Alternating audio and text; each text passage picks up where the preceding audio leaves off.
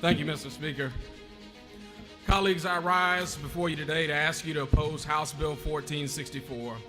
There are a number of dangerous and harmful provisions in this bill, but I'm going to focus on one that sticks out to me especially that is very concerning. House Bill 1464 seeks to give the GBI sweeping new powers over our elections in this state.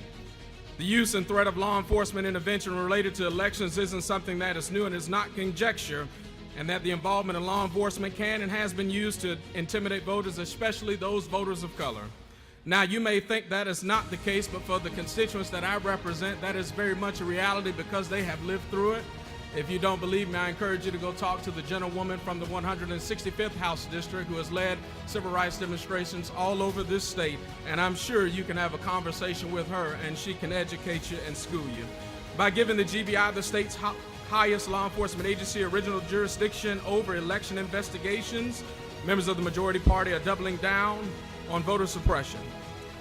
Now, some would have you believe that this is not the case, but this practice dates back not only to the Jim Crow era and beyond, but under this chapter, this is another attack on the right to vote.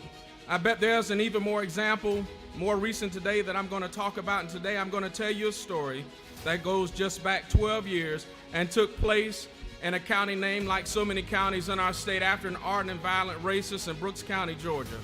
So what happened in Brooks County in 2010 is the perfect illustration of how the majority party has used law enforcement to suppress and intimidate black officials and voters, and it's a perfect illustration of the majority party's motives with House Bill 1464 and giving the GBI sweeping new authorities over our elections. In 2010, we saw a blatant act of voter suppression and intimidation after 3 black women got elected to the Brooks County School Board, and their election flipped the school board from majority white to majority black. And after their elections, they were arrested. 12 black people in total were arrested under the direction of the Secretary of State, who was Brian Kemp at the time, and these 3 women and 9 of their allies and friends were all arrested, and they were charged with 120 counts of voter fraud. And what truly was their crime? As far as I know, it's not a crime for black people to get elected to office and to make their voices heard at the ballot box, although in this state it might seem hard sometimes. The election of these black community members and educators to the Brooks County School Board did not break any laws, but it upset the power structure that existed in Brooks County, which was enough motivation for the Secretary of State and state officials to send the GBI to investigate it, and it was even more motivation for the DA at the time to vow to prosecute these individuals even without hearing any evidence or having any hard evidence of any wrongdoing. Even after devoting extensive resources to this quote-unquote investigation, all the charges were dropped. I'd like to make a juxtaposition here that these folks were arrested in Brooks County quicker than the folks who had killed Ahmaud Arbery were arrested and prosecuted in Glenn County, Georgia. But the one thing about this case of extreme voter suppression that sticks with me are the words of the GBI director at the time. He said, and I quote, "It's really extraordinary that the GBI would conduct voter fraud investigations," end quote. The GBI conducting voter fraud investigations is extraordinary. Let that sink in. It's unusual, it's remarkable, it's unbelievable. So why is the majority party trying to pass a bill that would give the GBI original jurisdiction to do just that? Well, the majority party will say it's all about preventing voter fraud, and that's exactly what Brian Kemp and others would like to say happened in 2010 in Brooks County.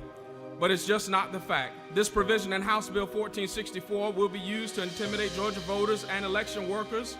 It's also that this is unnecessary. The State Election Board already has the power to investigate alleged violations of our election laws under OCGA 21-2-31. We very clearly do not need this bill.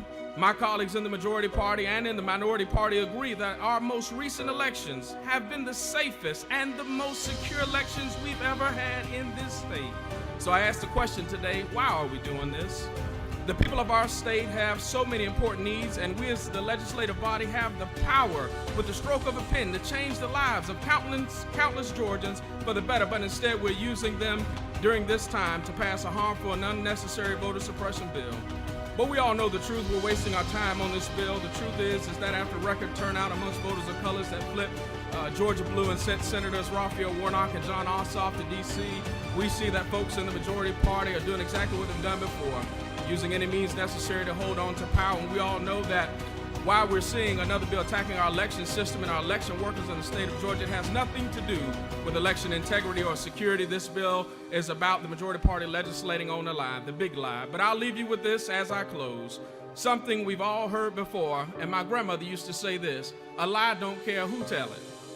So I'm asking each of you to stand on the side of truth, and the truth is this bill is unnecessary and it's dangerous and egregious. And I'm asking each of you to please vote no on House Bill 1464 so we can focus on bringing real solutions to the real problems that Georgians face every day. And with that, Mr. Speaker, I yield the